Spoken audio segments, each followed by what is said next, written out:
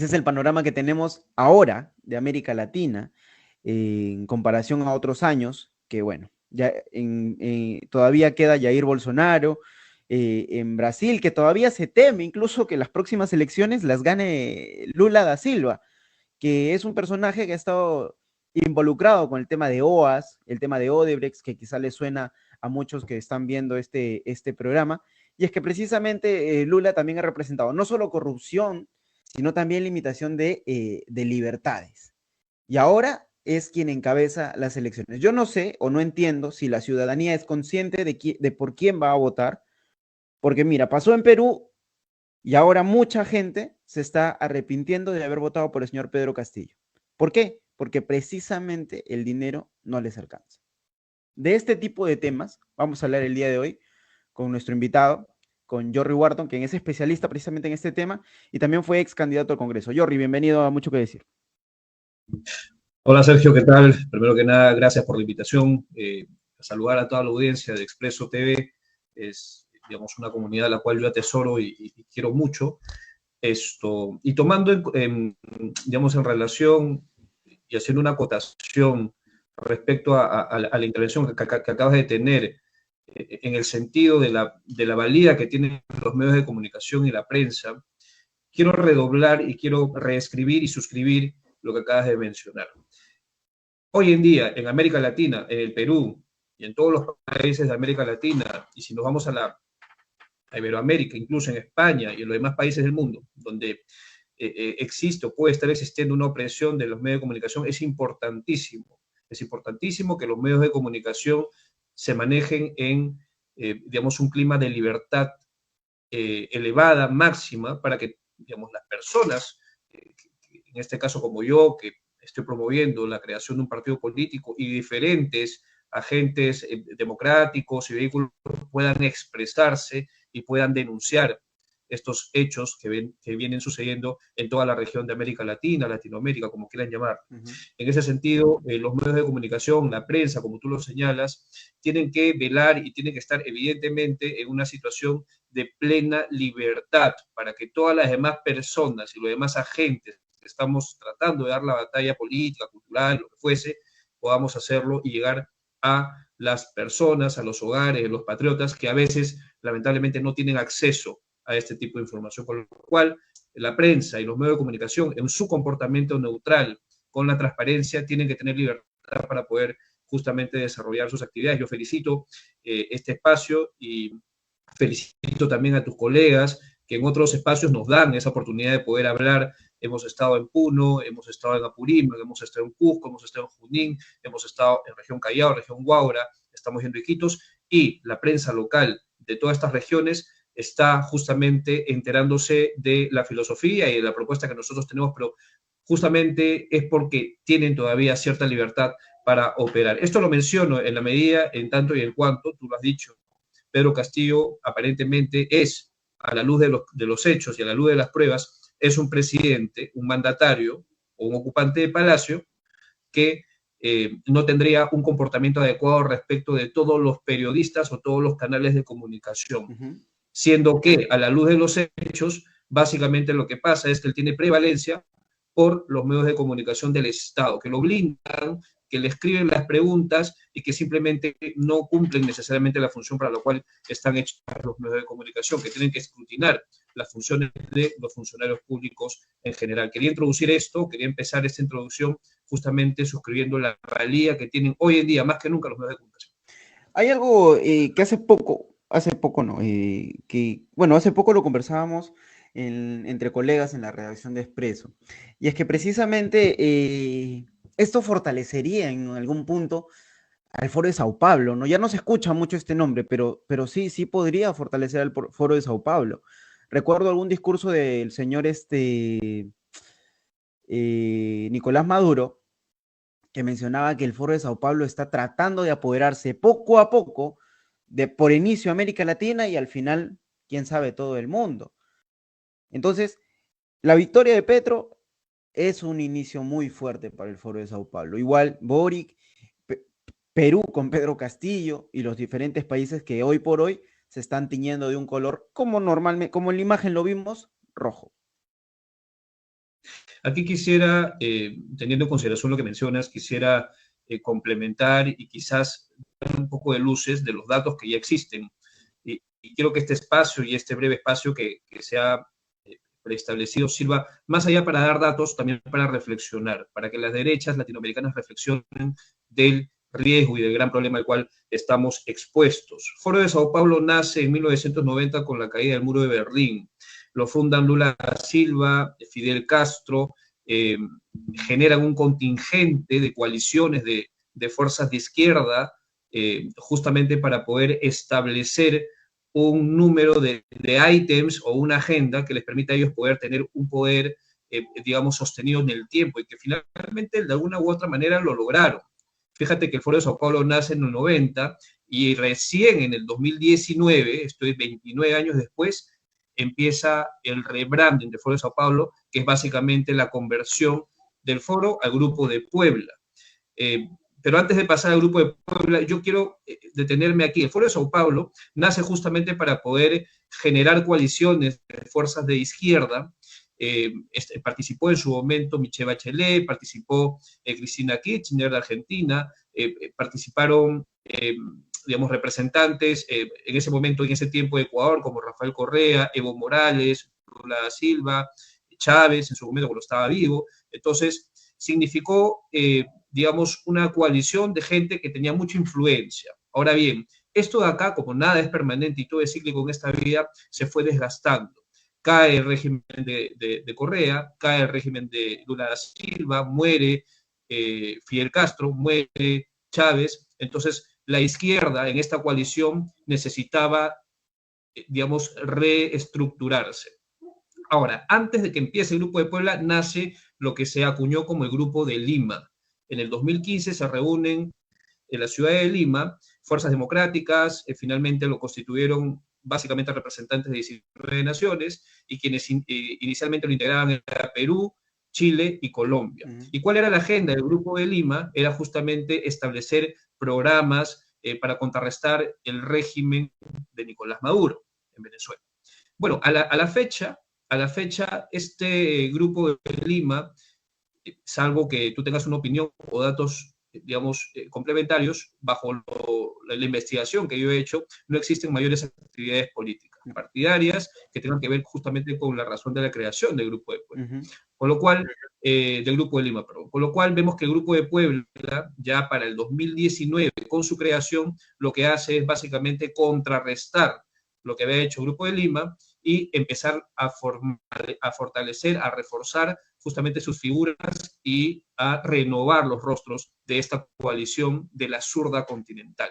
Bien, es básicamente esa transición y esa reorganización de lo que fue el Foro de Sao Paulo, actualmente el Grupo de Puebla. Así lo entiendo yo, creo que son los datos que existen, está bueno conocerlo. Foro de Sao Paulo, la primera ola socialista en toda América Latina, Grupo de Puebla en la segunda ola, es una suerte de segunda ola en América Latina, en la medida que estamos encontrando también la repetición de algunos rostros, como fue el caso de Lula da Silva. Lula da Silva participó del Foro de Sao Paulo y actualmente es un rostro visible en Puebla. Ahora, ¿por qué se forma el Grupo de Puebla y por qué es Puebla? Vale precisar ahí, el Grupo de Puebla se funda en Puebla, en la ciudad de Puebla. Lo hacen, ¿por qué? Porque López Obrador en ese tiempo, 2019, hace 3 años nada más, queda electo como presidente de la República Mexicana.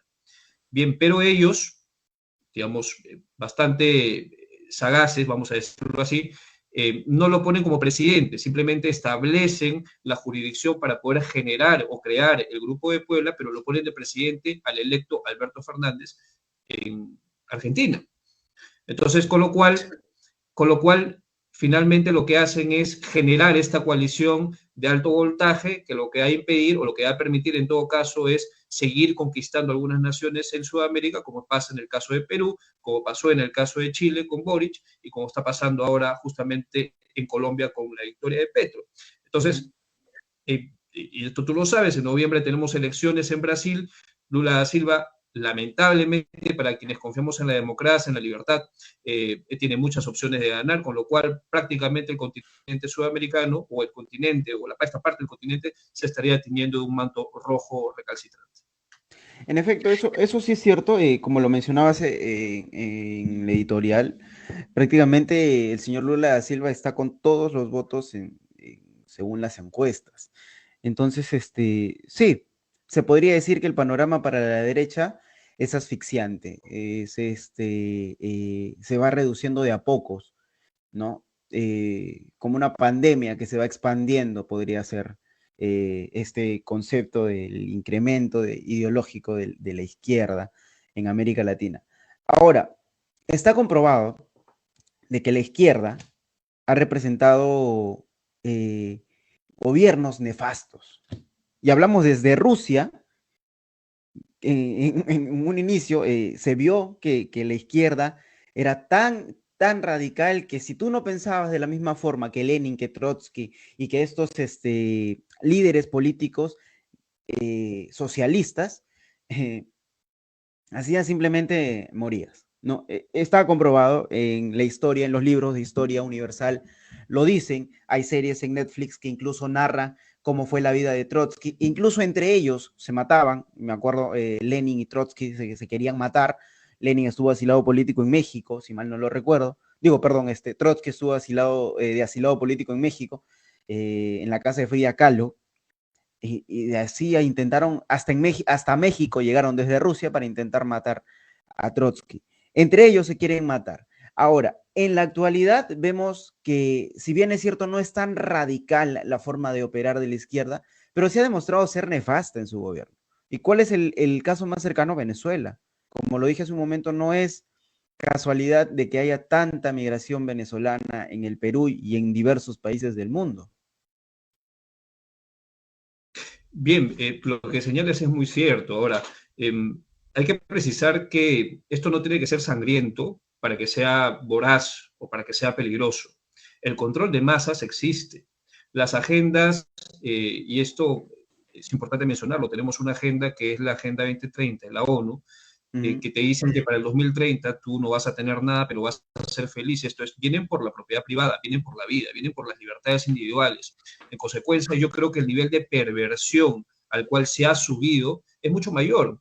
Antes por lo menos tú sabías contra quiénes peleabas, ahora no te lo cuentan, no te lo dicen, pero cuando te das cuenta te quedaste sin, digamos, el micro que tú tienes ahí en este momento, se va a ir, la propiedad sobre ese micrófono se va a ir relativizando.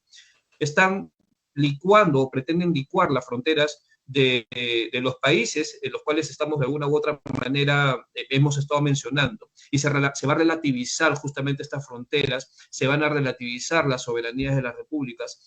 La cuestión es muy compleja y el riesgo es elevadísimo. Entonces, es importante la analogía que haces con Rusia, pero vamos, a la fecha y a la luz de los hechos actuales, nos damos cuenta de que la situación es supremamente complicada porque el nivel de perversión y el nivel de premeditación con la cual actualmente la izquierda, esto es, los que confían en ideologías comunistas tan perversas que generan caos y estallidos sociales, lo hacen de una manera, en muchos casos, digamos, evidente, y en otros casos lo hacen de una manera subliminal y no nos damos cuenta. Entonces, yo creo que estamos enfrentando a un enemigo el que se tiene que enfrentar desde un punto de vista de fortalecimiento, desde un enfoque o desde una trinchera de fortalecimiento. ¿Qué quiere decir esto? Es importante articular las fuerzas democráticas, articular las fuerzas de derecha, si se quiere, para justamente enfrentar, resistir, pero no solamente resistir, sino también combatir. ¿Y cómo se combate esto? Bueno, echar mano de todas las organizaciones políticas, democráticas, patriotas, de libertarios, de conservadores, para que puedan unirse y generar un frente de resistencia. Y aquí vale decir, Sergio, que el partido, por ejemplo, Vox de España, con un gran amigo que es Víctor González, que es vicepresidente uno de Vox España, viene desarrollando justamente viajes o una gira por toda esta parte del continente, justamente llevando el mensaje de la importancia de la defensa de la libertad y la democracia. El Foro de Madrid, que es, digamos, donde se, digamos, tangenciabiliza esta gesta, lo viene desarrollando. Particularmente yo estoy adscrito al Foro de Madrid, conversé con él, creo que lo están haciendo perfectamente bien, llevan los mensajes a Colombia, están llevando los mensajes ahora nada más en Bolivia. Entonces, es es algo de lo cual yo estoy diciendo, este frente de resistencia tiene que ser un frente de resistencia que involucre a todas las fuerzas democráticas, a todas las fuerzas patriotas, a todas las fuerzas de conservadores que vean con peligro el avance comunista, el avance narcoterrorista en la región Sudamérica, en la región, digamos, de Latinoamérica. Entonces, considero que es importante hacerlo. Creo que la iniciativa no necesariamente tiene que ser de España, sino tiene que ser de un país de esta parte del continente. En su momento lo que nosotros quisimos acuñar fue el Grupo de Lima 40, que quedó desactivado por razones diversas, pero que creo yo se puede reactivar en lo que debería ser el Foro de Lima, que pueda congregar justamente a profesionales, a patriotas, a demócratas de diferentes lados del continente y que puedan generar este frente, pero no solamente para resistir la embestida comunista, sino también para proponer soluciones y cómo combatirlos en la batalla cultural, en la batalla política. Hay muchas personas que pueden hacerlo. Está Agustín Laje, está Nicolás Milei, está Javier Milei, perdón, está Axel Kaiser, tenemos a José Antonio Kast, tenemos a Jair Bolsonaro. Entonces, yo creo que son personalidades que pueden empezar justamente a generar esta coalición de defensa y de combatir justamente esta ideología perversa del comunismo, el progresismo y el globalismo, para lo cual debemos estar preparados y tenemos que fortalecerlo como una coalición. Sí, en efecto, hay diversos líderes, como lo has dicho tú. Javier Milei, que le hace fuerte, es un fuerte frente para el gobierno hoy por hoy de Argentina.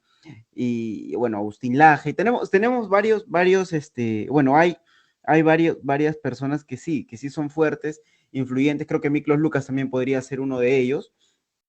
Pero sí, como lo mencionamos, la izquierda ha representado tener lo nefasto de los diferentes gobiernos. Hoy por hoy se comprueba en el Perú que tenemos, y la gente se quejaba, ¿por qué no tenemos un gobierno de izquierda, un gobierno del pueblo, un gobierno de aquello? Y hoy por hoy tenemos este gobierno de izquierda que según dice que es para el pueblo, pero yo no veo que el pueblo salga favorecido de este gobierno. No somos o no soy el único que lo piensa. Hay mucha gente que está incluso que en un inicio votó por el señor Pedro Castillo y hoy por hoy se arrepiente. Y Pedro Castillo está representando este tipo de problemas, de falencias que la izquierda ha demostrado ya por muchos años. Si bien es cierto, todavía no es una dictadura como la de Nicolás Maduro, todavía no es una dictadura como la de Ortega en Nicaragua, o todavía no es una dictadura como la de Cuba, pero sí ya estamos con niveles económicos por los suelos. El dólar sube y no solamente sube por la guerra entre Rusia y Ucrania, que el único pretexto que el señor Pedro Castillo está utilizando para justificar el alza de precios en el combustible y en los alimentos es en la guerra entre Rusia y Ucrania, cuando los precios han subido desde que él asumió el poder. Esta guerra no es reciente, esta guerra lleva 2 meses, 3 meses. Él lleva 10 meses en el poder, un poco más de 10 meses en el poder, los precios están por arriba del promedio de lo que un peruano común y silvestre podría pagar para poder llenar su canasta básica, digámoslo así. Entonces, económicamente hablando, la izquierda, tanto en Perú como en Venezuela, como en Cuba, como en diversos países que son precisamente esta ideología, ha representado que el nivel económico de su país tiene que estar o por debajo del promedio o simplemente ellos tengan que depender del Estado. ¿Qué es lo que hace Venezuela? Te entrega unas boletitas, ¿no? Te entrega unas boletitas para que tú vayas a algún supermercado o algún esto y puedas llevar una bolsa de arroz, unos 3 rollos de papel higiénico, 2 latas de leche y así. Todo exactamente limitado. ¿Por qué? Te dan estas boletitas para que digan que el gobierno los apoya, pero al final termina siendo perjudicial no solamente para los ciudadanos, sino para incluso las mismas empresas que tienen que salir del país porque no hay rentabilidad. Exactamente. Bueno, si tú no produces, simplemente, y teniendo en consideración que los recursos son limitados, y es más, tú desalientas la producción, nos encontramos con una realidad de desabastecimiento y la inflación crece. Eso es economía básica, esto aplicable a todas las sociedades equivalentes a Venezuela, Perú, Chile, en fin, las que somos parte de este continente. Entonces, yo lo que quería acotar respecto a esta suerte de fenómeno que existe en todas las naciones de este lado del continente es siempre esa sensación de que pareciese de que los contrincantes últimos de izquierda ganan las elecciones por presus, digamos, vamos a decirlo de una manera condicional, porque existiese o porque podría existir fraude. Ahora bien, haciendo un análisis en retrospectiva, viendo lo que pasó, por ejemplo, en la campaña o en las elecciones en Estados Unidos entre Biden y Trump, hubieron sendos cuestionamientos de las razones por las cuales Trump pierde con tanta, digamos, aceptación por parte de los americanos o norteamericanos. Entonces, y con todos los cuestionamientos, todas las irregularidades, finalmente Biden se hace justamente de la presidencia de ese país. Ahora bien, y siempre queda esa sensación de si esto pasó en Estados Unidos, ¿por qué no puede pasar en Perú? Ahora bien, hay que reconocer que los mecanismos son mecanismos constitucionales, son mecanismos democráticos los que le dan la victoria justamente a quienes actualmente, digamos, son los principales mandatarios de nuestro país, pero también hay que reconocer que existe un tufillo de fraude en todas las regiones del país. Ayer estaba conversando con un amigo que es colombiano y me explicaba que también hay ciertos cuestionamientos de que hubieron fraude en las últimas elecciones en las cuales finalmente le gana Petro la presidencia de la República Colombiana. Entonces, ¿qué está pasando? ¿Qué puede Como se pasar? habló acá, ¿no? Con Pedro Castillo.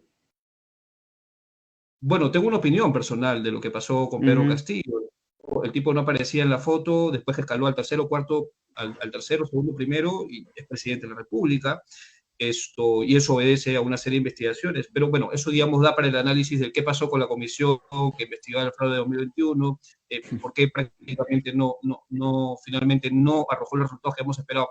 Digamos, forma parte de un análisis de la política interna, pero en general, yo creo que sí hay dudas, sendos cuestionamientos del cómo llegan a poder estas personas, y si vamos más atrás y vemos las agendas que tiene el Foro de Sao Paulo, justamente va por someter a los medios de comunicación, someter justamente a los poderes del Estado para finalmente ellos mismos colocar a sus principales representantes. Entonces, ojo ahí, y una parte de poder justamente combatir y equilibrar esa balanza es echar mano, ¿no?, de las fuerzas democráticas y poder unirnos. La unicidad te va a permitir ser un bloque resistente que te permita combatirlos. Ellos lo han hecho muy bien. Hay que reconocer que los zurdos o las zurdas las fuerzas de, digamos, partidos políticos de izquierda, se saben compenetrar, se saben entrelazar, se saben unir y saben pelear juntos. Después ellos ven sus diferencias. Ujú. Es algo que nosotros no vemos en las derechas.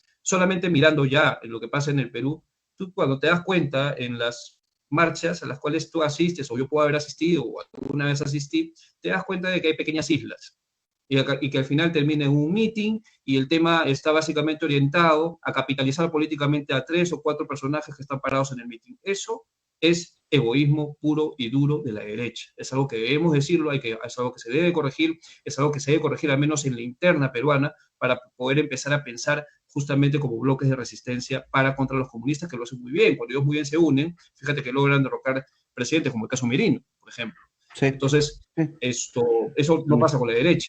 Tú te das Ujú. cuenta, las personas que estamos en Twitter y que nos gusta mucho estar en Twitter y estamos de manera permanente, si se quiere, nos damos cuenta que hay derechas de conservadores, hay derechas de libertarios, hay derechas de patriotas, Ujú. ¿no? Pero todos están bajo el manto de la derecha, pero difícilmente se juntan o se unen. Cada uno tiene su forma de pensar, pero no encuentran unicidad.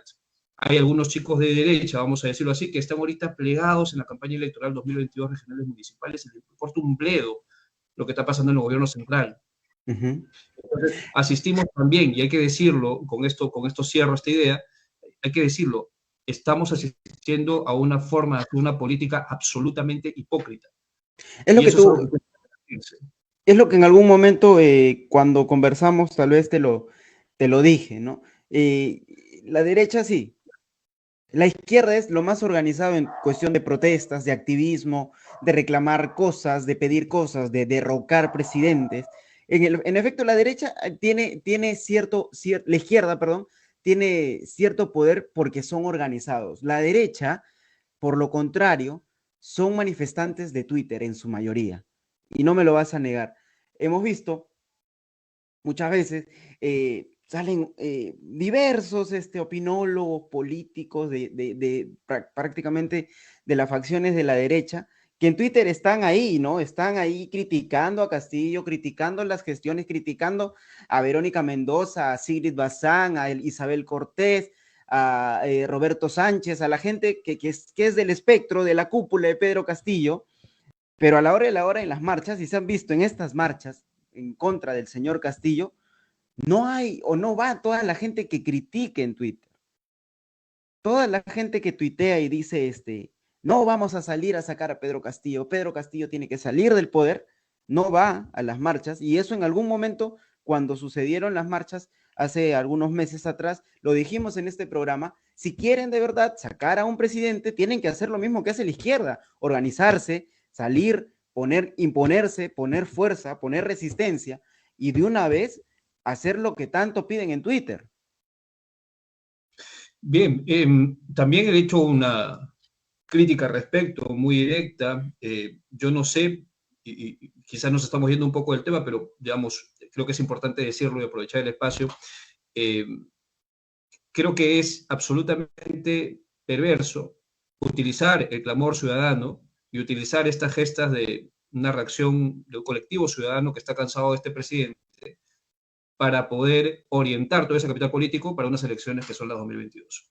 Eso de ahí me parece nauseabundo, me parece asqueroso, pero lamentablemente está pasando. Ya sacado de contexto, en realidad, ese tipo Sí, o sea, te llevan una marcha, después te suben a gente de determinados partidos tradicionales, se agarran todos de las manos y después todos para su casa. Eso de ahí es perverso, porque la gente quiere marchar justamente para poder arrocar a un mandatario que lo está haciendo pésimo. Entonces, yo creo que es, digamos, un nivel de perversión superior, ¿no? El usar o el venderte como patriota cuando finalmente lo que tú quieres es capital político para tus próximas elecciones. Eso de ahí es casta política y estamos absolutamente cansados de eso. Pero volviendo al tema, justamente de la macro región o de la región Latinoamérica, justamente son ese tipo de conductas lo que hacen de que las derechas estén cual islas, totalmente divididas y que no haya ese entrecruzamiento de fuerza como lo hacen las coaliciones de las izquierdas latinoamericanas, que se juntan.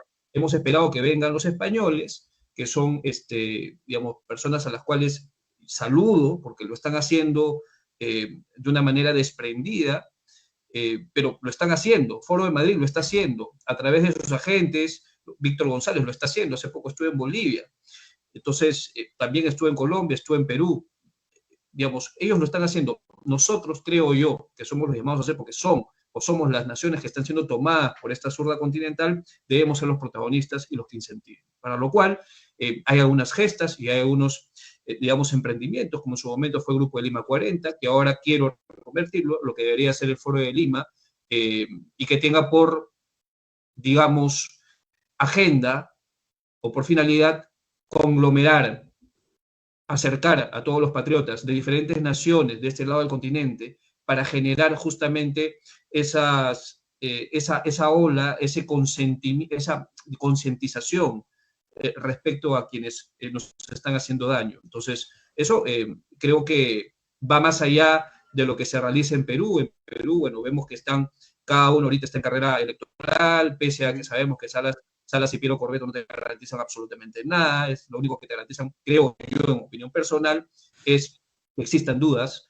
respecto de las elecciones, pero vemos igual que los patriotas que han denunciado están participando en probablemente procesos electorales que van a estar torcidos, pero bueno, eso es un tema de ellos. Yo estoy hablando de lo que debería pasar y creo que en razón de ello y en razón de lo que se está viendo en Colombia con la victoria de Petro, en Chile con la victoria de Boric, digamos, en Brasil con lo que puede ser una victoria, creo yo, lamentablemente, de Lula da Silva, el manto rojo para Latinoamérica en esta segunda ola finalmente se va a concretar y creo que tenemos que estar preparados para que exista una nueva generación de políticos que le haga frente, a partir de propuestas como lo sería el Foro de Lima. Y Jerry, como sabes, el tiempo en redes sociales es muy corto, pero quizá en alguna próxima ocasión podamos conversar de manera más amplia sobre este caso. Te agradezco por tu tiempo y por podernos ayudar a entender más este tema, ¿no? Y es cierto, la ideología socialista, digámoslo así, o la ideología de izquierda, para ser más concretos, está ciertamente acaparando Latinoamérica. Vamos a ver cómo se va desarrollando este tema. Gracias, Jorri, por tu tiempo. Gracias Sergio, gracias a la comunidad de Expreso TV. Hasta una siguiente oportunidad.